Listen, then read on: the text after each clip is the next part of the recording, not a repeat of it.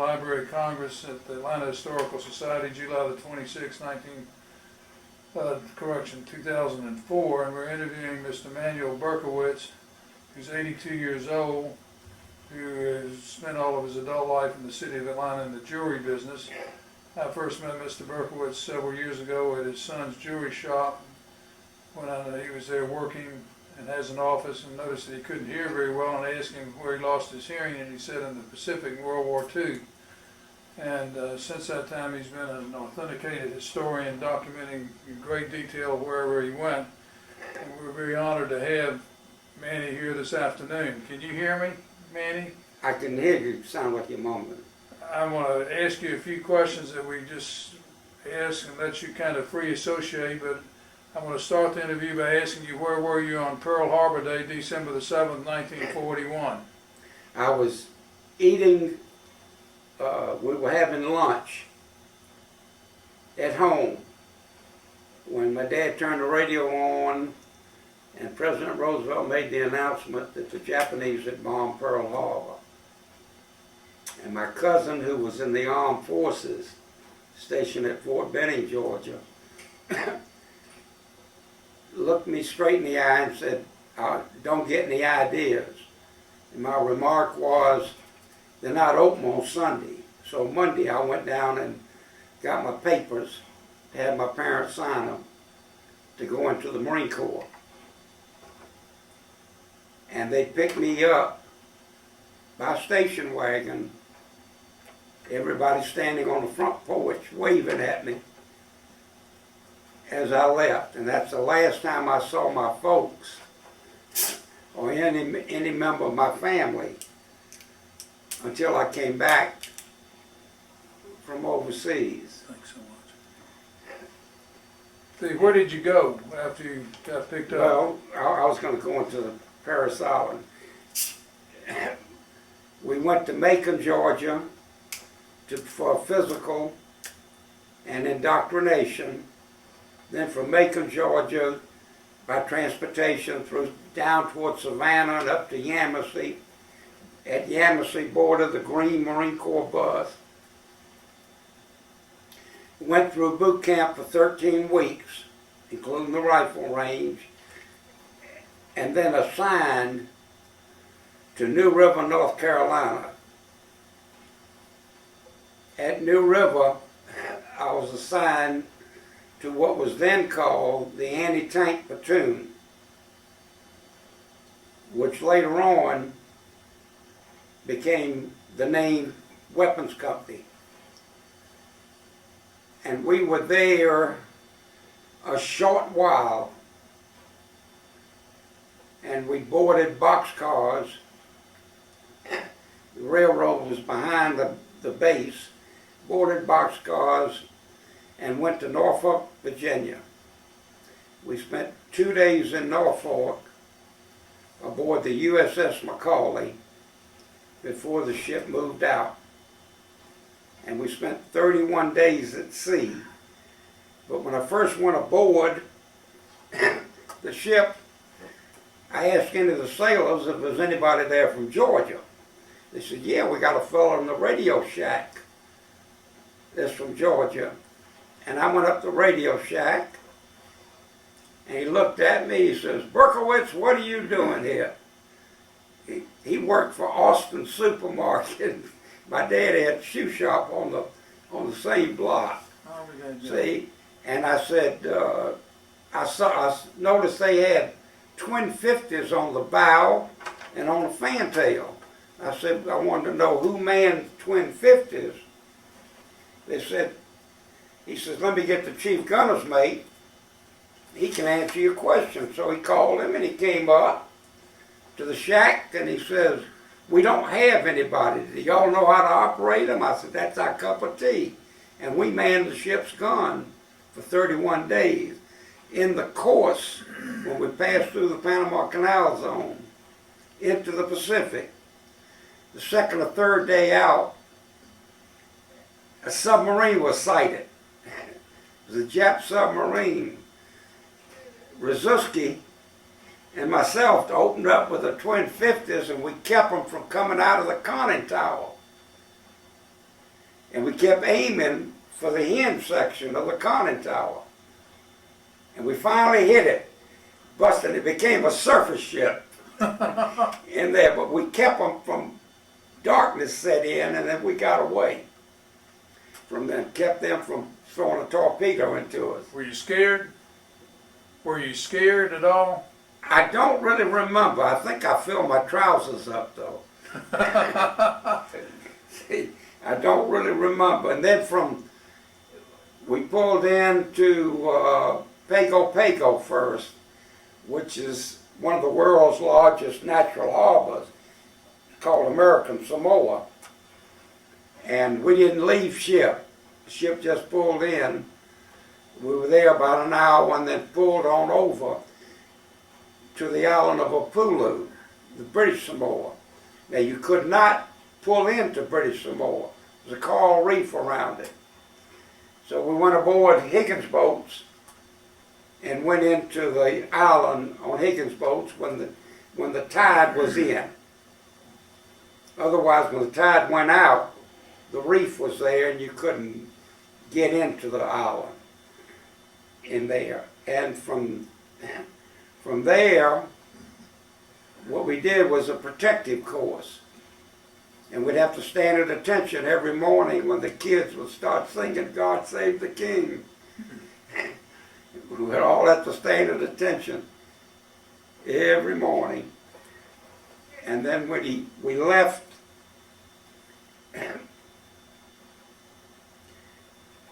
we left British Samoa. I'm going to put my dates in here.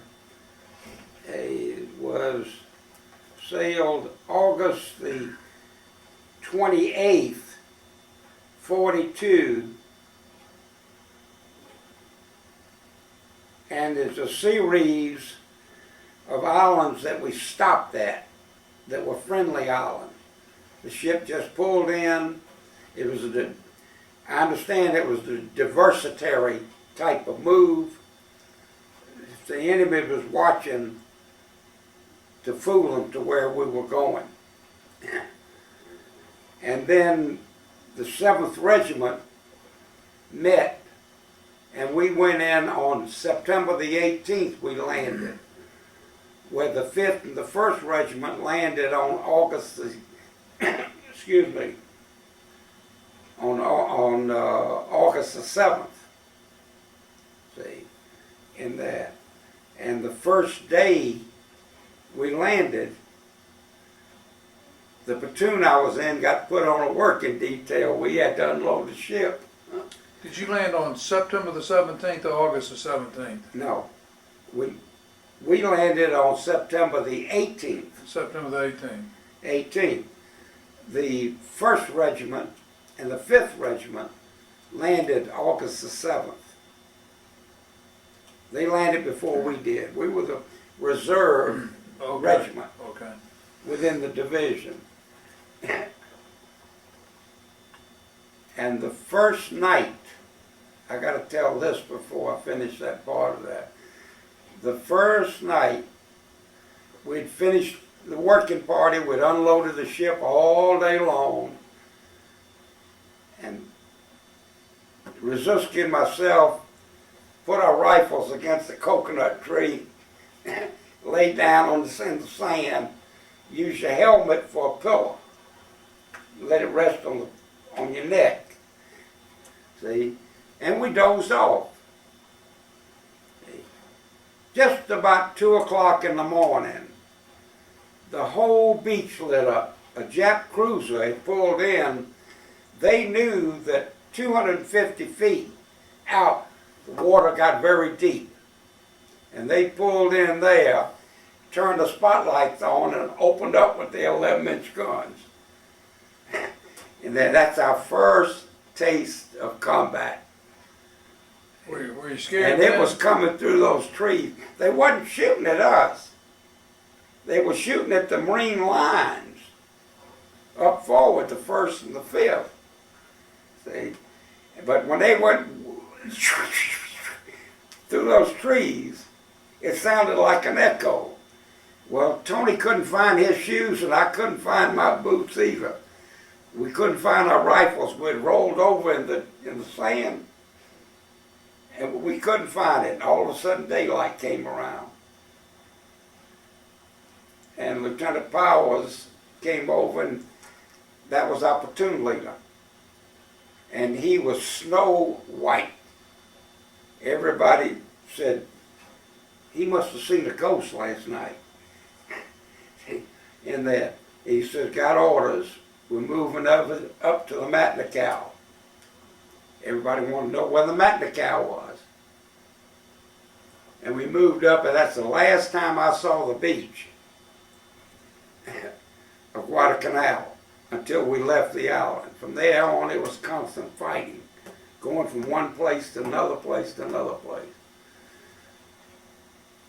You want me to continue? You can just go ahead, you're doing just fine. What was the weather like? The weather on Guadalcanal wasn't bad at all.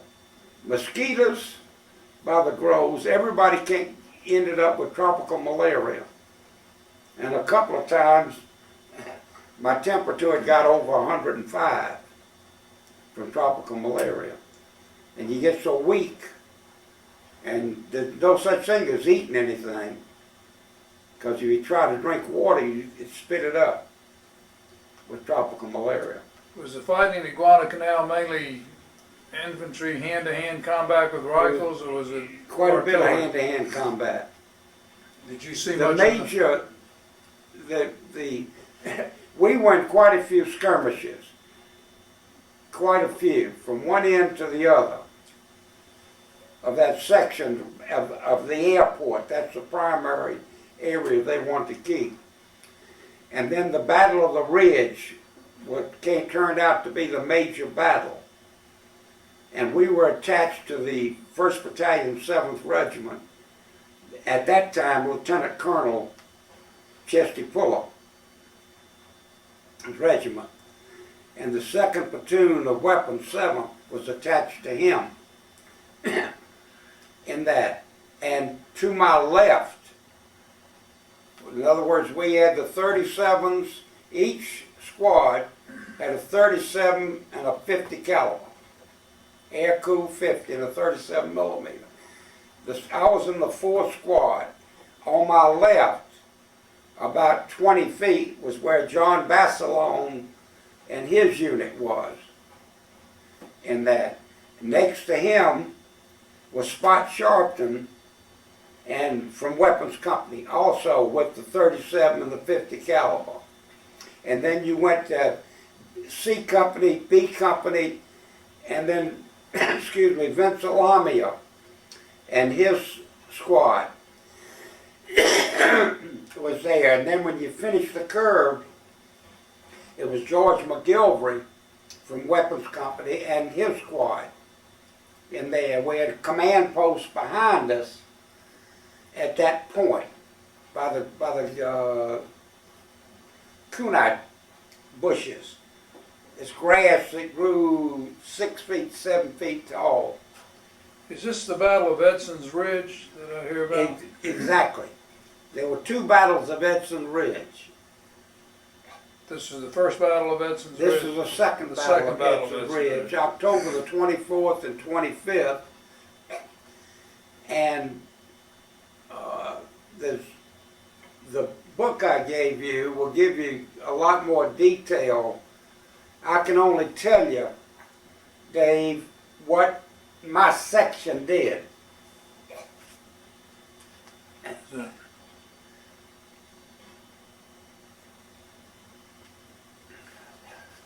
Go ahead. See, I can only tell you what my section of the ridge, right at I was at the base of the ridge, and they had a unit that Chesty Puller put together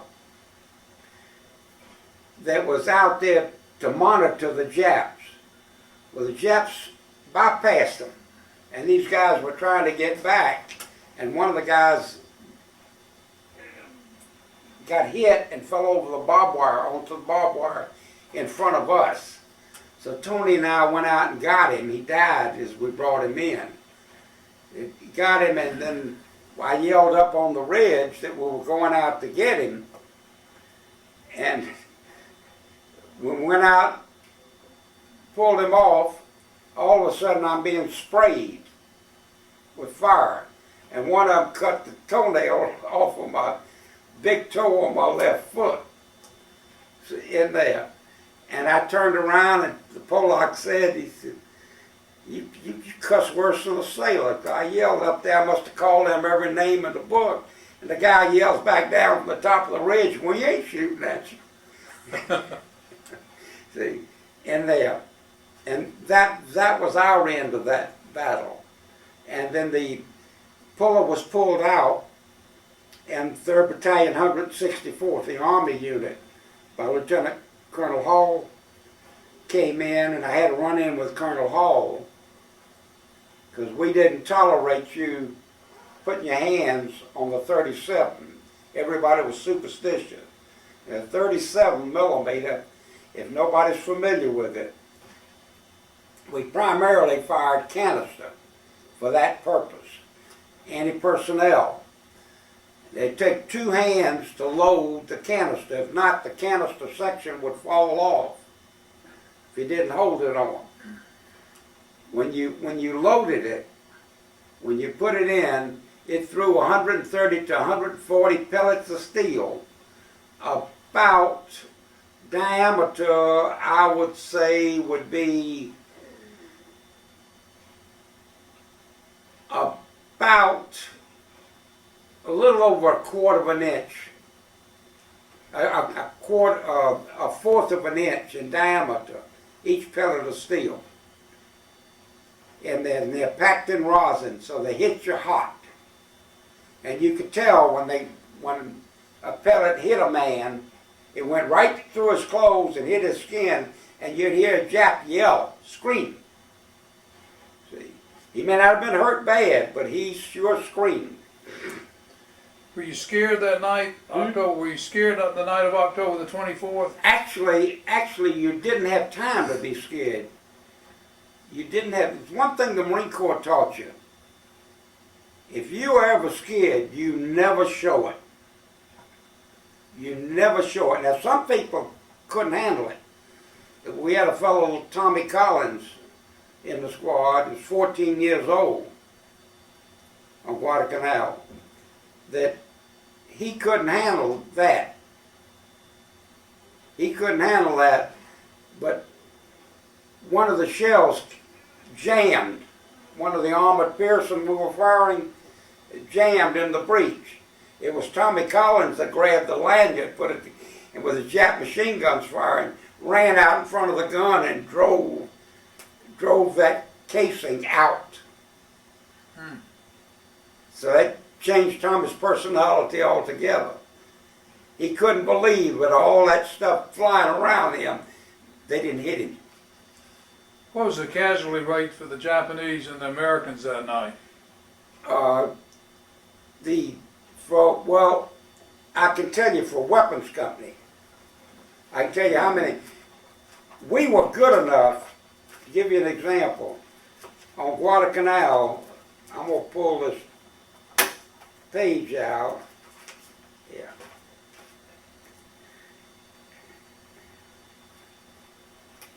There we go. Guadalcanal, bear with me.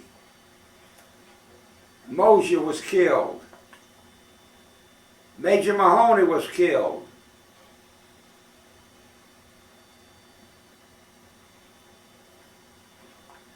Benner was killed. Second lieutenant was killed. And that's all the men we lost on Guadalcanal. That's incredible. That's all we lost on Guadalcanal. See, we were good. We were superbly good.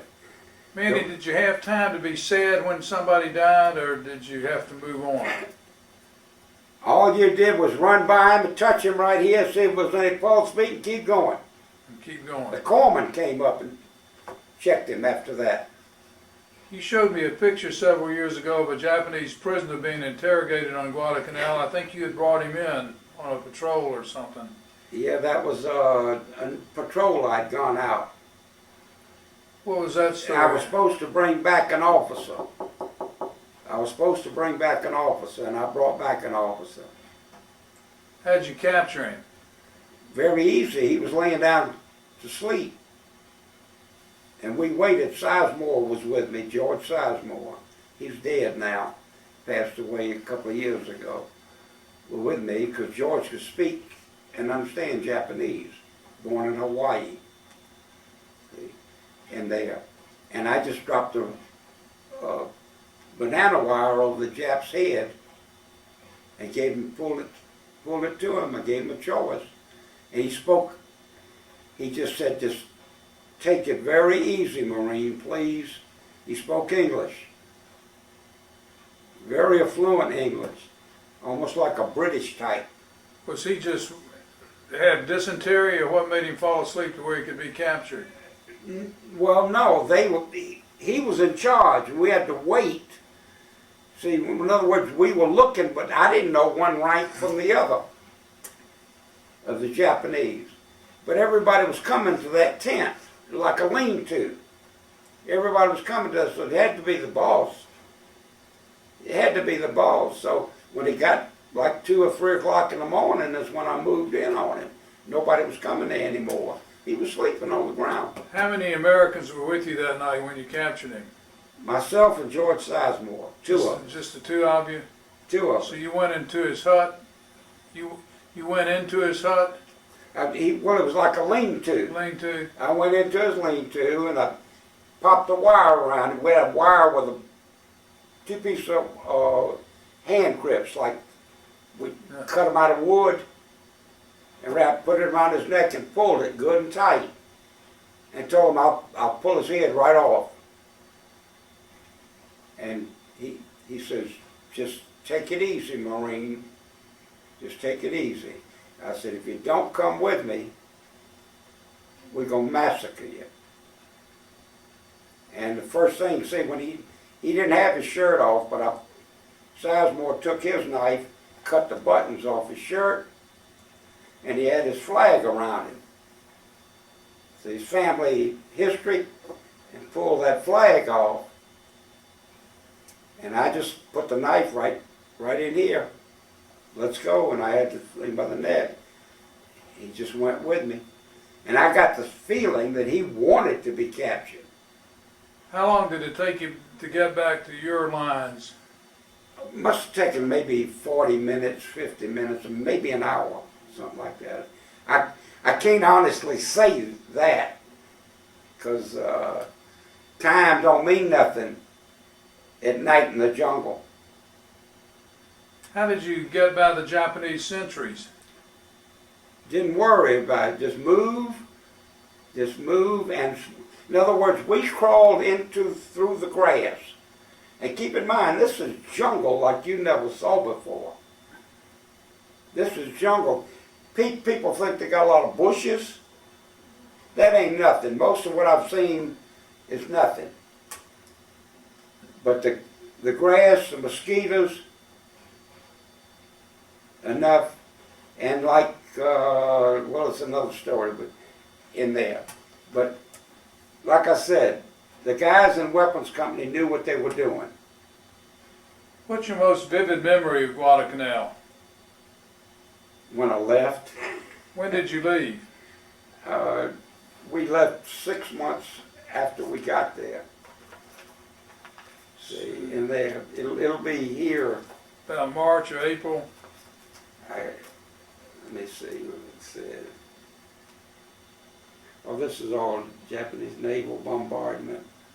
We were about 5 or 6 months on Guadalcanal. That's the longest we stayed any place. That'd be long enough. Well, keep in mind, most of the Japs had bolt-action weapons, but they also had 25 caliber automatic weapons, built like our carbine was built. You know, the small carbine in the armed forces.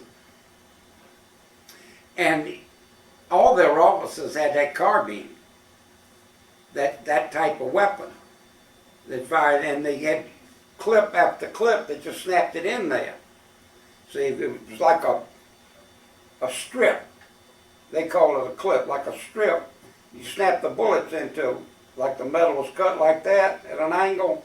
You snap the bullet in there, and they'd slide it into the side. That thing goes like that, and 20 rounds went off. See, and that what we had was bolt action, and every time you opened the bolt at night, everybody heard you. There was no such thing as a secret. When Colonel Hall came in, he got us a couple of M1s and got us a couple of BARs. And now I'd never fired an M1. And that first night with him, the Japs came charging across that barbed wire, and I stood up. It went bang, bang, bang, bang, bang. The thing went cling. Hey, I yelled to the colonel, "This weapon ain't worth a damn." He quit firing. He says, "Put another clip in it." You know, you press down through the top. I didn't have any more ammunition. He gave me the rifle. It was loaded. That's it. Manny, do you recall shooting directly at Japanese and hitting them? Oh, yeah. You do. Bayoneting them, too. I think you have a flag that is in the Marine Museum in Washington that you brought back from... That was a family flag. The Japs wore their family flag wrapped around their body, around their upper part above their waistline. And I've got some information here that might be interesting. Let me come back just a bit. Where Nahart, with the museum, you know, the Marine Corps Museum, here's some pictures you may want. Here's some money from over there. We'll copy. Cards from over there that put together. And Japanese family flag. And they, that's what it was. Here's a paperwork they gave me on it. Did you bayonet the Japanese that was wearing that flag? No, somebody else bayoneted that one. But you had gotten your share. In that, I just hit him with the butt of the rifle. See? When you left Guadalcanal, you went down to Australia. When you left Guadalcanal, you went to Australia. Went to Melbourne, Australia. We were bivouacked up at Mount Martha. And how long were you in Melbourne or in Australia? We were approximately 9 months. Approximately 9 months in Melbourne. Everybody was infested with malaria, dengue fever. In fact, our first sergeant, who was had been in the Marine Corps for over 20 years, was made a first lieutenant in Australia and died of dengue fever before we even left Australia. Where did you go after Australia? Australia, we went to New Guinea. And how long did that battle last? That wasn't, it was mostly, in New Guinea, we were mostly being bombed and strafed. Our purpose of that was to more or less protect Dobodor, the United States Army strip, you know, the airfield that they had. And there was our primary thing, plus an additional training program. And then from there to Cape Gloucester. That was average of 6 inches of rain for over 30 days. Rained every day. And I've got the history on that too. Could you stay dry at all, or did you just stay dry? No, you stayed soaking wet. Your skin broke out. Your skin peeled. It was that. There was no joke with Cape Gloucester. See, at one end is Rabaul. Okay. The other end is Cape Gloucester. It's a big bay, Borgen Bay, in that. And we wanted to take the high ground, which was Hill 660. And Weapons Company was given the job to take Hill 660, and we did it. Had nothing but caves in it. But we took it, number one.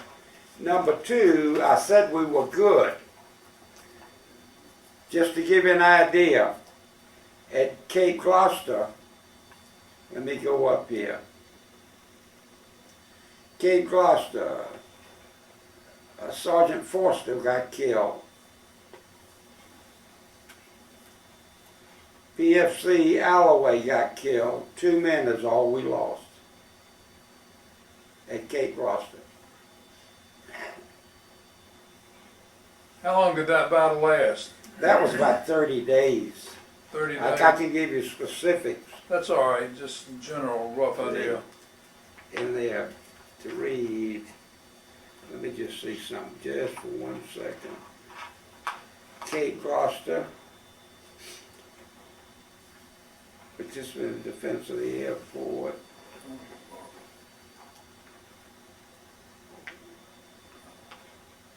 And we left Cape Gloucester on May the 1st, 1944. And we landed Christmas. Let me see. I get my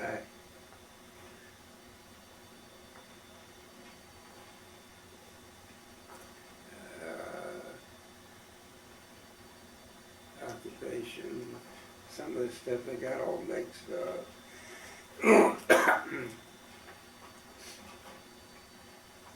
That's all right, we can get the details later. Here, Cape Gloucester, New Britain, period, 26 December 1943. 1943. Okay.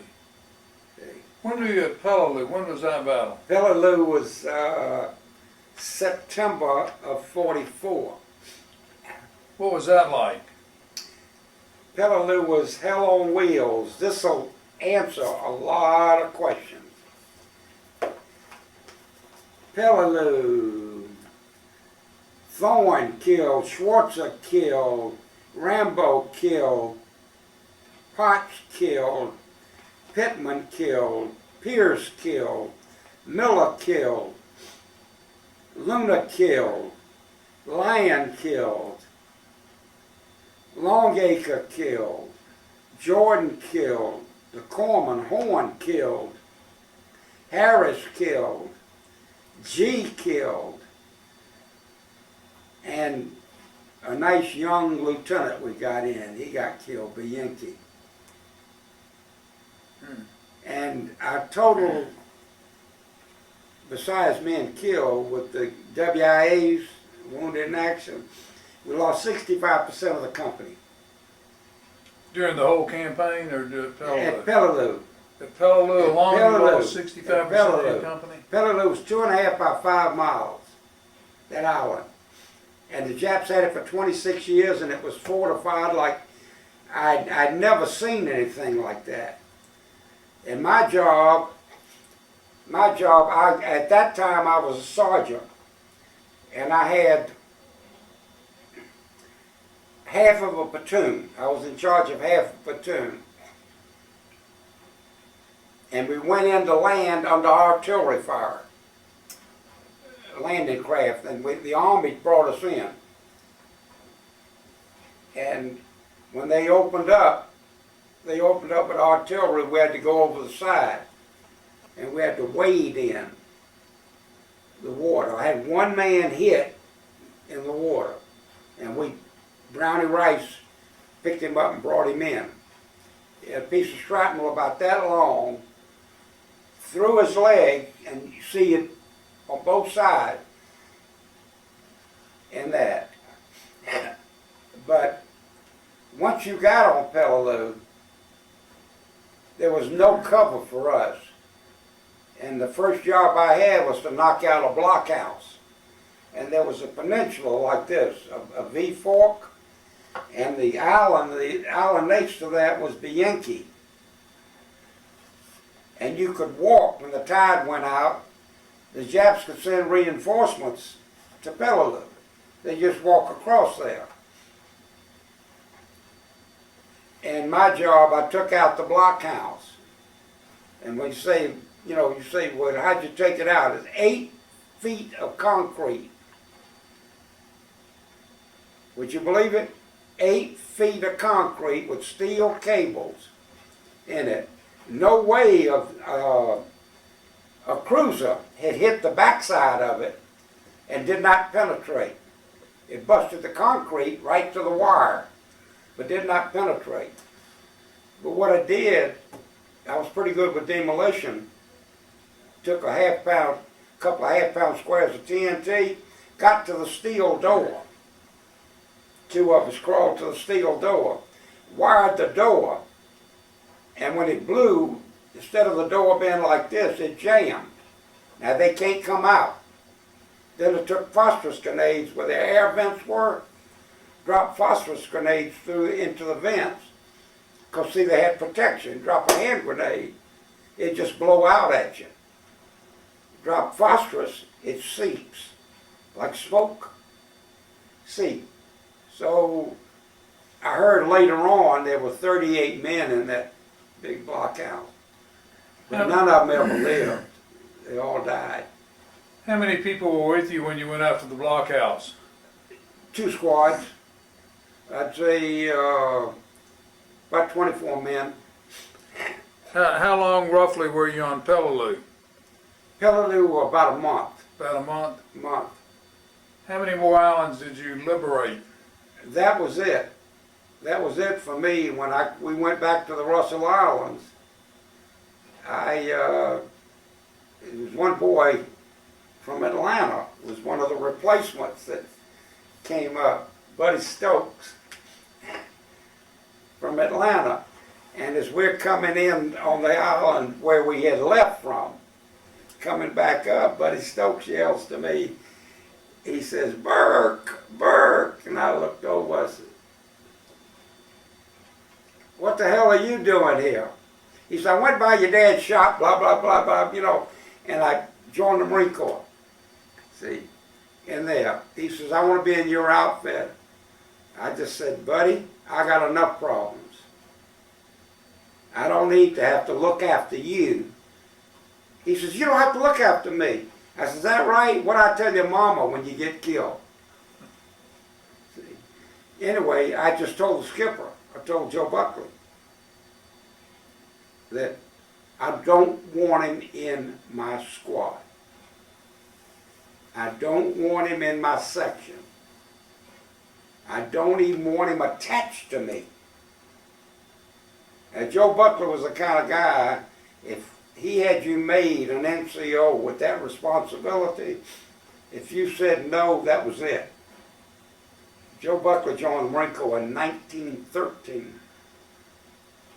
World War I, south of the Caribbean islands and all that sort of Nicaragua, all that.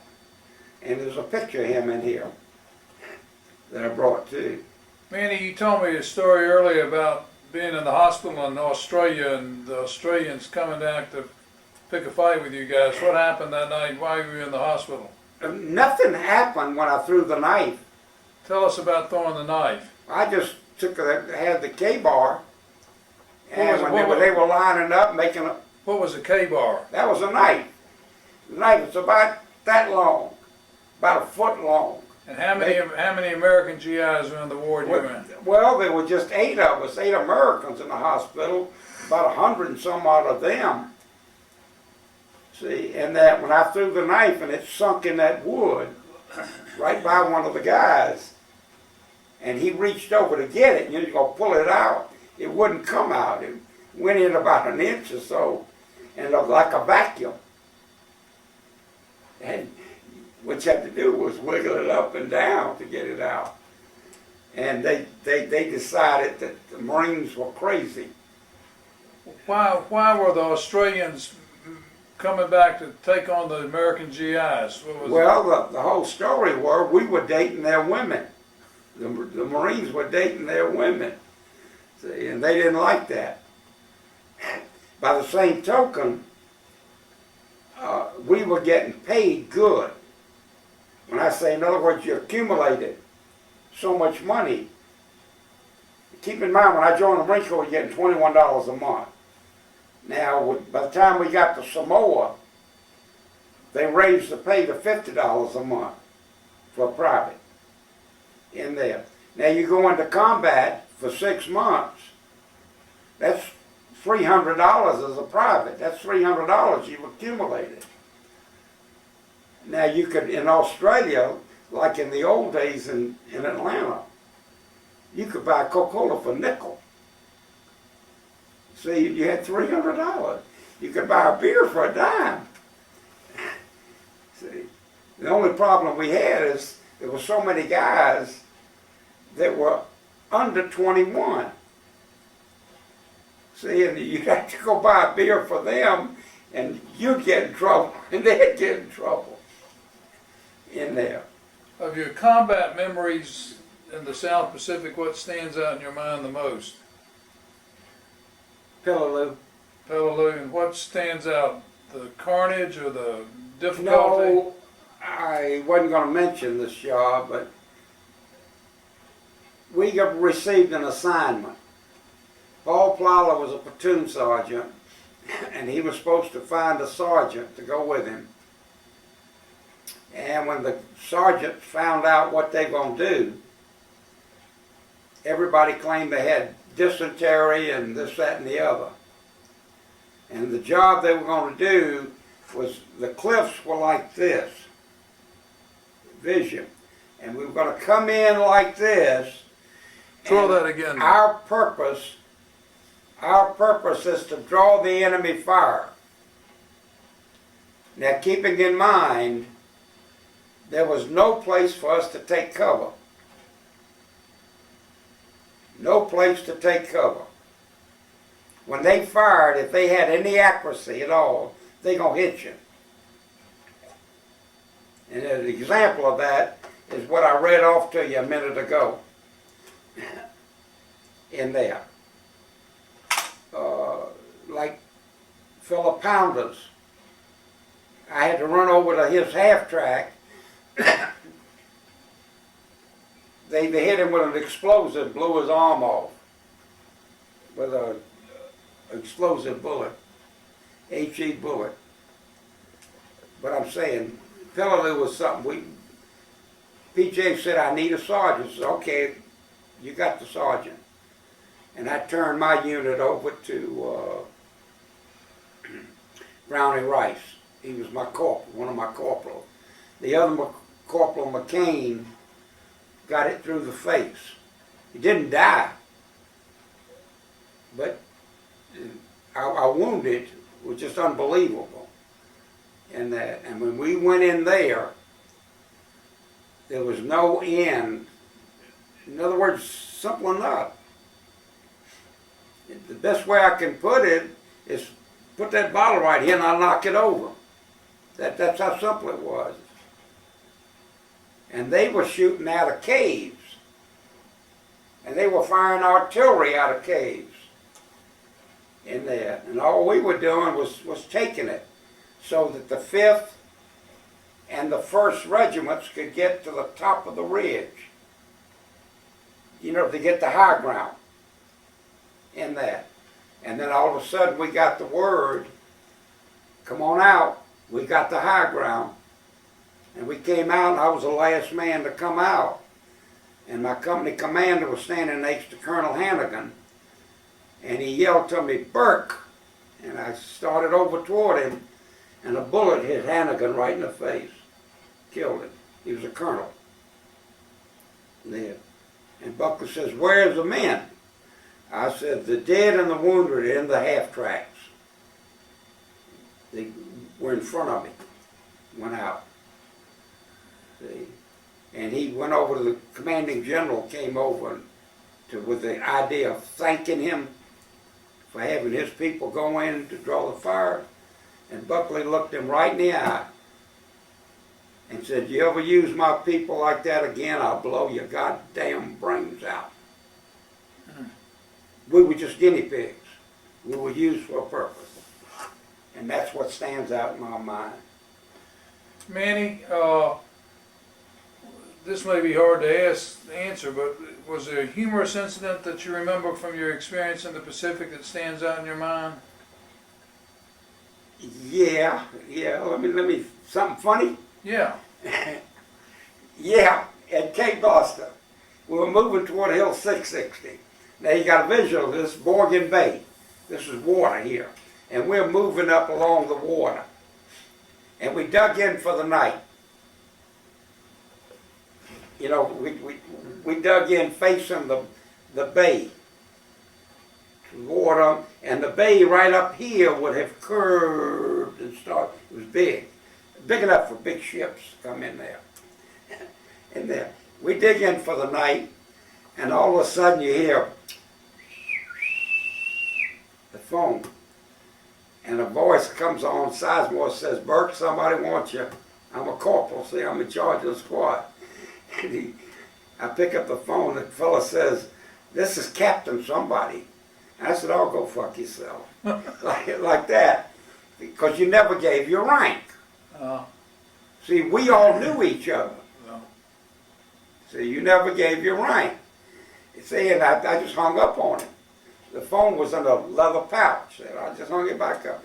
A few minutes later, Buckley comes on the phone. Sizemore calls me, and I go over and pick up the phone. And the skipper says, "Burke, that stupid 8-ball is very unusual. But answer his questions for me, will you please?" So he put this guy was a new exec officer.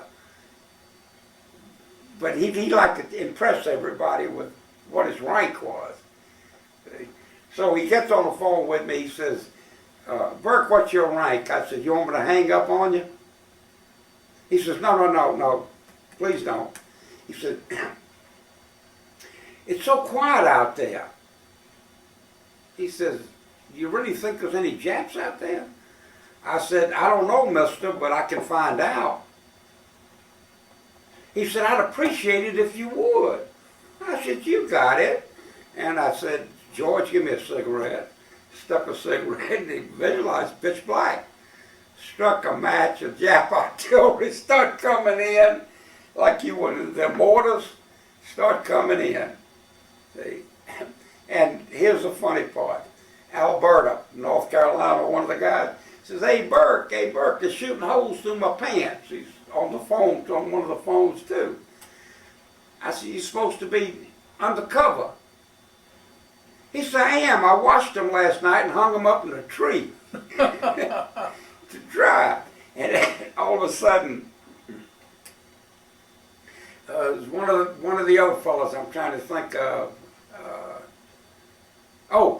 Peterson, who was a platoon sergeant, was at the command post, and he yells in, "Hey Burke, who in the hell started this stuff?" Brownie Rice comes in, he says, "Is that you, Pete?" He says, "Yeah, it's me." He says, "They shot one of my canteens off my belt." And Brownie says, "Shot one of your canteens off your belt? How many canteens you got?" He says, "I had 2. "How the hell did you get 2? We only got 1. That's the conversation when it was funny to us. See, it was funny conversation. Everybody's laughing. Everybody started picking up the phone and laughing back and forth. And it almost stopped the whole fight. We were getting ready to go up the hill in there. But those are some of the funny things.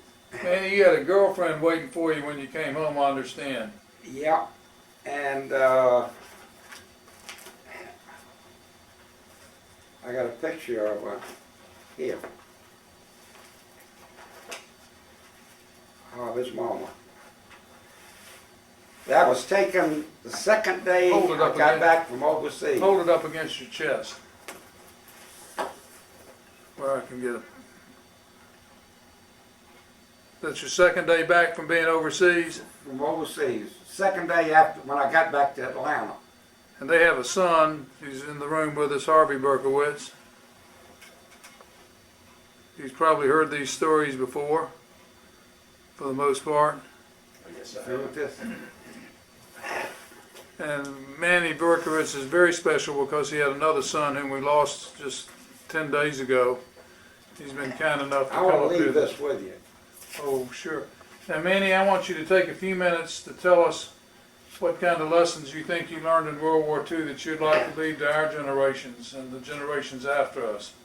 Well, give me that last part you said. I want you to take a few minutes to tell us what you learned in World War II and what molded your life that you think is important lessons for our generation who are a little younger than you. I remember growing up in the war, but that's about all. And what, Well, think that freedom is free? all I can tell you about war, if that's what you want to know, it ain't no joke. It ain't no joke. And what they're doing in Iraq, for example, we wouldn't have tolerated that. See, for example, on Guadalcanal, the Japs would raise a white flag, and gullible, you'd go out to take them in. The man with the white flag would drop it on all four, and he had a 25 caliber machine gun on his back. And the other two guys with him would start firing and shoot you down.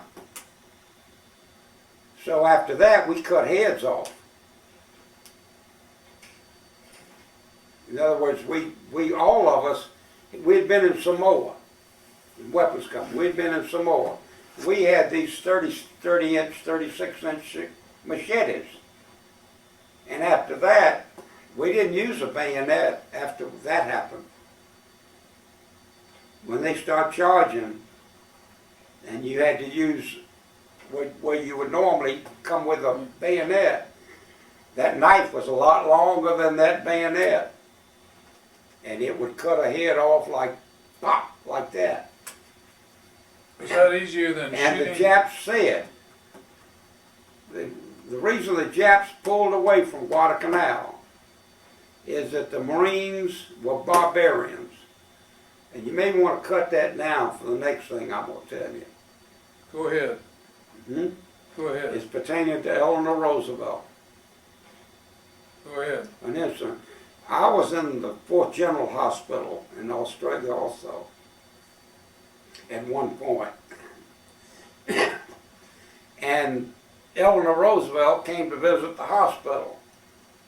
Now, this hospital was primarily Army and Air Force. United States Army, Air Force, and Army. And they had everybody, even wheelchair. I was in a wheelchair at the time. And they brought you down to the main auditorium.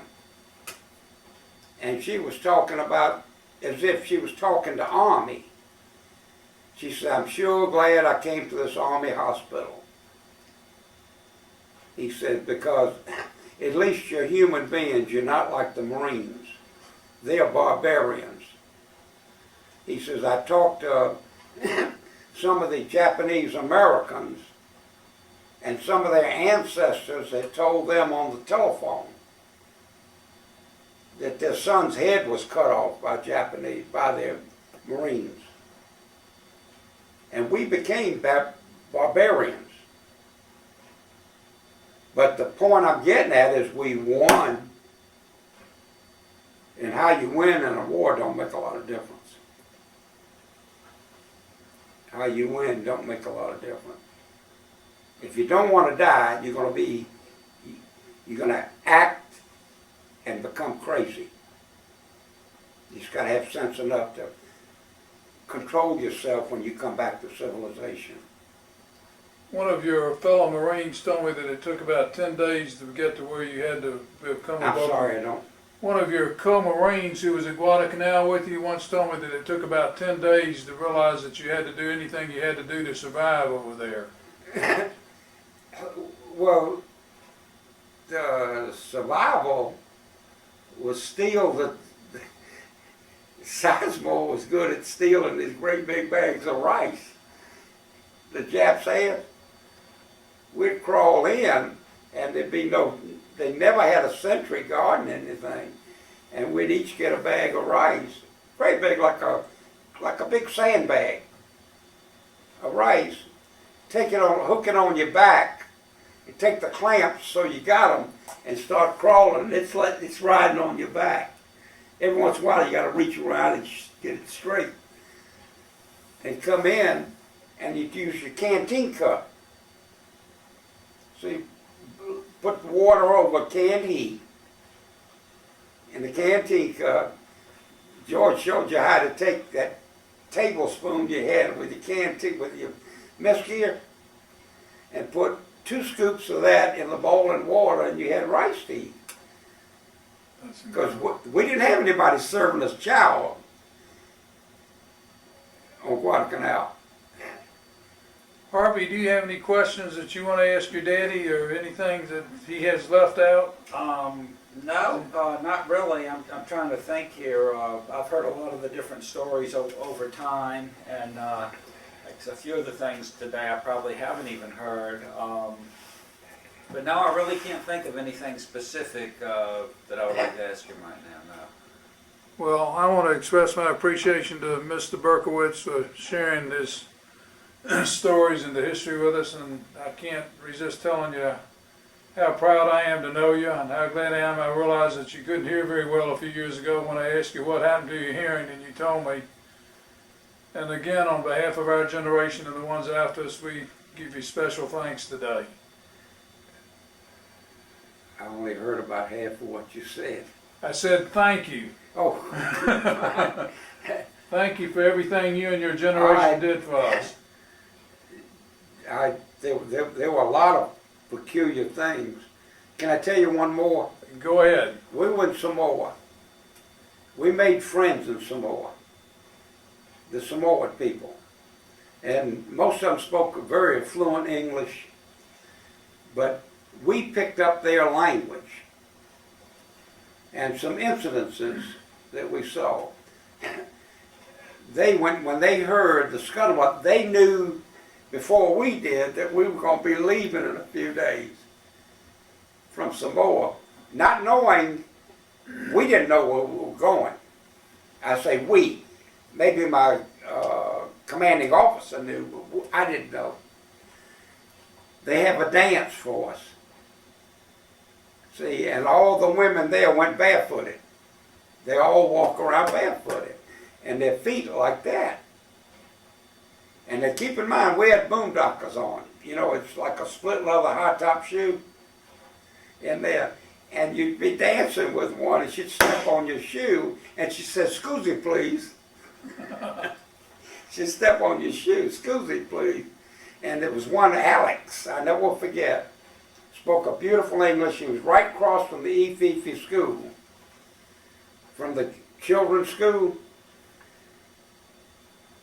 And he saw me one day in the schoolyard showing some of the equivalent to 12-year-olds, showing them how to spin a rifle. I had my 03 and it was empty, of course, and I was spinning it, and I would let them spin it and whatnot. And he came over. He said, "When you get through, why don't you join me on my porch?" See, this island had belonged, the island of Peleliu had belonged to Germany prior to World War I.